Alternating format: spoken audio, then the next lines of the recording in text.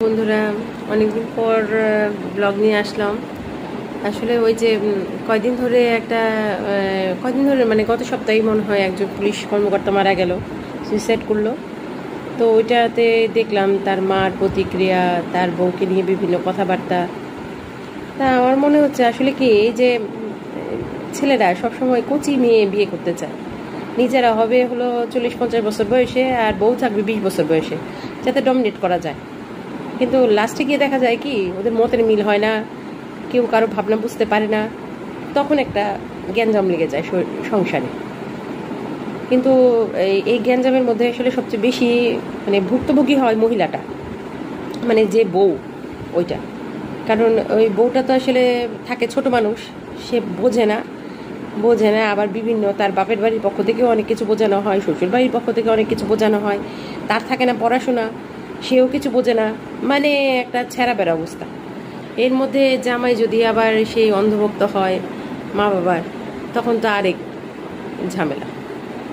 আবার জামাই বউকেও ভালোবাসে, আবার বউকেও ভালোবাসে, আবার মাকেও ভালোবাসে, বাবাকেও ভালোবাসে, তখন আসলে কাউকে ছাড়তেও পারে না, কার কথা রাখবে আবার কার কথা মানে ছাড়বে, এটাও বুঝতে পারে না।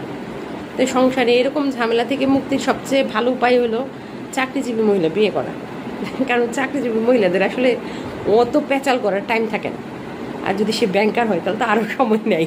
হ্যাঁ, তো আমার মনে হয় কি, যে এইসব মানে ভেজাল থেকে বেটাদের বাঁচার উপায় হলো বউ শিক্ষিত মেয়ে বিয়ে করা, এবং বউ যাতে ব্যাংকার হয়, দেখা যে সারাদিন আর কোনো খবর নাই, ওই যে অফিসে গেল তো গেল, পরে সংসার কেমনে চলতেছে ওই নিয়ে আর মানে ট্যাটু করার কোনো স্কোপ নেই।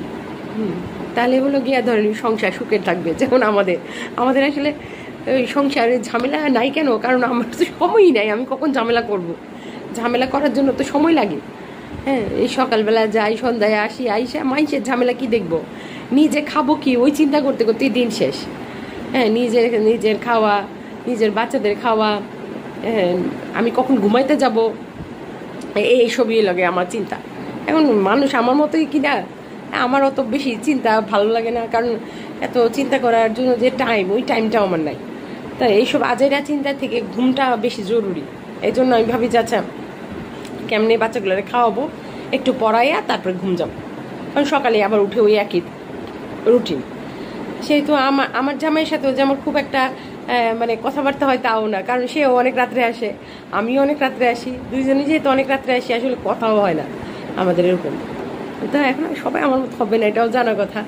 কিন্তু আসলে কি, ওই যে বেটারা যে আসলে কম বয়সী